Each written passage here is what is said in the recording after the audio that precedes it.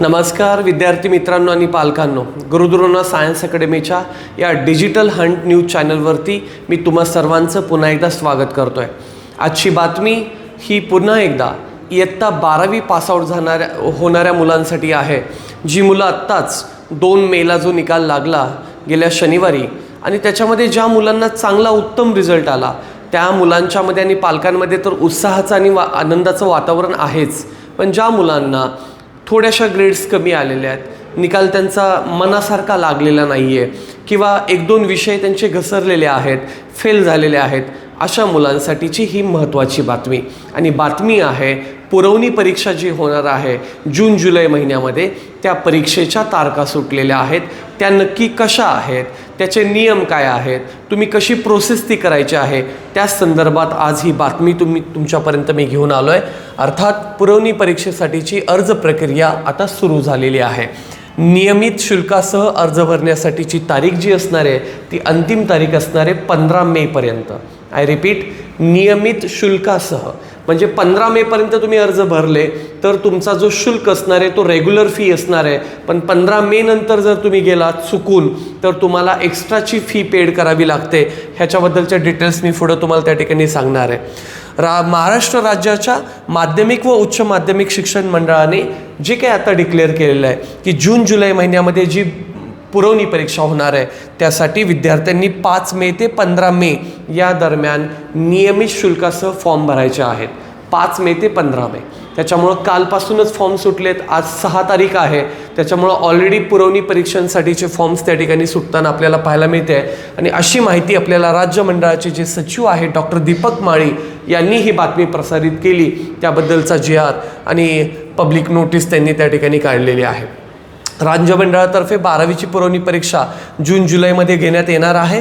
पुनर्परीक्षा देऊ इच्छिणारे जे विद्यार्थी आहेत, जे त्यांना एक्सपेक्टेड आहे की मला इम्प्रूव्हमेंट करायची आहे, मला मार्क्स चांगले पडायचे आहेत, ते मुलं त्या ठिकाणी देऊ शकतात।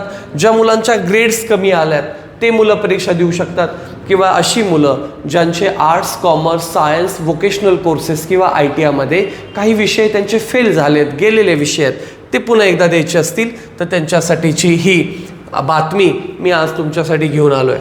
थोडक्यात तर काय, तर अर्ज भरण्याची मुदत तुमची शुल्कासह रेग्युलर फीसह आहे 5 मे ते 15 मे। 15 मे नंतर 16 मे पासून ते 21 मे पर्यंत तुम्ही फॉर्म भरू शकता, नाही असं नाही, पण त्याला लेट फी लागणार आहे, हे तुम्ही लक्षात ठेवा। त्यामुळं 16 मे ते 21 मेच्या दरम्यान लेट फीनं फॉर्म भरायचे आहेत। त्यानंतर अनुत्तीर्ण विद्यार्थ्यांना परीक्षेतील माहिती अर्जात ऑनलाईनद्वारे घेता येईल, म्हणजे जे विद्यार्थी फेल झालेले आहेत त्यांची पूर्ण माहिती ऑनलाईन पद्धतीनं फेच करण्यात येईल। आणि उत्तीर्ण विद्यार्थ्यांसाठी श्रेणी सुधार, म्हणजे जी मुलं पास झालेत पण त्यांचा ग्रेड त्यांना इम्प्रूव्ह करायचा आहे, मार्क्स इम्प्रूव्ह करायचे आहेत, त्यांना योजनेअंतर्गत जून-जुलैमध्ये 2026ला, फेब्रुवारी-मार्च 2027ला किंवा परत जून-जुलै 2027ला अशा लगतच्या नंतर 3 संध्या उपलब्ध असणार आहेत। त्यामुळे ही बातमी अतिशय महत्त्वाची बातमी आहे। तुम्ही सिम्पली ही बातमी पुढं स्क्रोल करू नका, कारण ह्या बातमीतूनच तुम्हाला पुढचा योग्य तो मार्ग मिळणार आहे। हीच ती पब्लिक नोटीस आहे जी आपल्याला त्या ठिकाणी दिलेली आहे विभागीय सचिव मंडळानं महाराष्ट्र राज्याच्या, आणि त्यांनी हेच सांगितलं आहे की 2 मेला जो निकाल लागला त्या निकालानंतर पुरवणी परीक्षासाठीची प्रक्रिया चालू झाली आहे आणि त्यासाठी 5 मे ते 15 मे अशा दरम्यान ते फॉर्म भरू शकतात। फॉर्म भरण्यासाठीची ऑनलाईन वेबसाईट आहे www.mahscboard.in, याच्यावरती फॉर्म भरायचे आहेत। पण महत्त्वाची बातमी अशी आहे विद्यार्थी मित्रांनो की तुम्ही कोणत्याही सांकेतिक स्थळावर तुम्ही जायचं नाही आहे किंवा ऑनलाईन फॉर्म भरायला तुम्ही जायचं नाही आहे। तुम्हाला ज्या ज्युनियर कॉलेजमध्ये जायचं आहे, जिथून तुम्हाला फॉर्म भरायचा, जिथं तुम्ही फेल झाला आहे किंवा जिथे पास झाला आहे आणि तिथे ग्रेड इम्प्रूव्ह करायचे आहे, त्या ज्युनियर कॉलेजमध्ये तुम्ही जायचं, तिथे जाऊन त्यांच्या ऑफिसमधून फॉर्म घ्यायचा ह्या परीक्षेचा आणि त्याची पूर्ण माहिती भरायची, त्याच्यासाठी लागणारे डॉक्युमेंटेशन्स तिथे सबमिट करायचे, लागणारी फी तिथे जमा करायची आहे आणि मग ते संबंधित ज्युनियर कॉलेज या वेबसाईटवरती जाऊन तुमचा फॉर्म भरणार आहे। त्यामुळे तुम्ही डायरेक्टली फॉर्म भरायचे नाही आहेत, तो अधिकार शिक्षण मंडळानं विद्यार्थ्यांना दिलेला नाही आहे, तो फक्त शाळेसाठी राखीव असा अधिकार आहे, हे तुम्ही सगळ्यांनी लक्षात ठेवायचं आहे।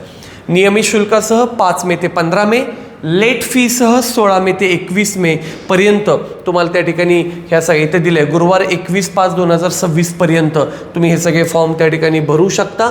आणि ते भरत असताना हे जे काही नियम दिलेले आहेत हे सगळे नियम ज्युनियर कॉलेजसाठी त्या ठिकाणी शिक्षण मंडळानं दिलेले आहेत. त्यामुळे हे मुलांसाठी काय फार महत्त्वाचे नाही आहेत की शाळेनं म्हणजे ज्युनियर कॉलेजनं तुमच्याकडून कोणकोणते डॉक्युमेंट सबमिट करून घ्यायचे आहेत. एकदा तुम्ही नक्की हे स्क्रीनवर दिलेल्या गोष्टी बघू शकता. त्यानंतर NFT असेल, RTGS असेल किंवा कशा पद्धतीनं पैसे ऑनलाईन भरायचे आहेत ज्युनियर कॉलेजनं त्या वेबसाईटवरती, याबद्दलचे त्यांनी ते इन्स्ट्रक्शन्स दिलेले आहेत. त्यामुळे लक्षात ठेवा की आपल्या सगळ्यांसाठी हेच आत्ता जास्त इम्पॉर्टंट आहे की तुम्हाला 5 मे ते 15 मेच्याच दरम्यान तुमचे फॉर्म भरायचे आहेत. जर तुम्ही लेट झाला तर तुम्हाला त्या ठिकाणी लेट फी लागणार आहे. त्यामुळे ज्या ज्या विद्यार्थ्यांना असं वाटतंय की मला याच्यामध्ये इम्प्रूव्हमेंट करायची आहे, मला माझे मार्क्स वाढवायचे आहेत, तर तुम्ही नक्की या ठिकाणी स्वतःच्या इम्प्रूव्हमेंटसाठी हा फॉर्म भरू शकता. हीच बातमी आज मी तुमच्यापर्यंत महत्त्वाची घेऊन आलो आहे. ज्या विद्यार्थ्यांना 12वी नंतर इंजिनिअरिंग करायचं आहे, मेडिकलला जायचं आहे किंवा आर्किटेक्चरला जायचं आहे, फार्मसीला जायचं आहे, ॲग्रिकल्चरला जायचं आहे, पण तुमचा स्कोर तेवढा CETमध्ये आलेला नाही आहे, नीटमध्ये स्कोर आलेला नाही आहे, JEEमध्ये स्कोर आलेला नाही आहे, अर्थात आलेला जरी असेल तरी आमच्याकडे या. आम्ही कन्सल्टन्सी करून तुम्हाला ऑल इंडिया रँक तुमचा किती आला आहे किंवा महाराष्ट्रातला रँक किती आला आहे त्याप्रमाणे तुम्हाला कोणतं नॅशनल लेवलचं किंवा स्टेट लेवलचं गव्हर्नमेंटचं college, semi government college, deem university, autonomous college allot होऊ शकतं याची अचूक माहिती आम्ही तुम्हाला देणार आहे. आणि ज्यांना स्कोर आलेला नाही अशाही मुलांनी आम्हाला कॉन्टॅक्ट करा. आम्ही तुमच्या रेफरन्सप्रमाणे कोणतं कॉलेज तुम्हाला मिळवून देता येईल याचा आम्ही प्रयत्न करू आणि तुमचं वर्ष वाया आम्ही जाऊन देणार नाही एवढी खात्री मी तुम्हाला विद्यासेतू कन्सल्टन्सीतर्फे देतो. खाली स्क्रीनवर जो दिलेला नंबर आहे याच्यावरती तुम्ही आम्हाला कॉन्टॅक्ट करू शकता आणि त्या पद्धतीनं आमच्या या चॅनलशी तुम्ही कनेक्टेड राहा. यूट्यूबचा आमचा चॅनल आहे, इंस्टाग्रामचा चॅनल आहे.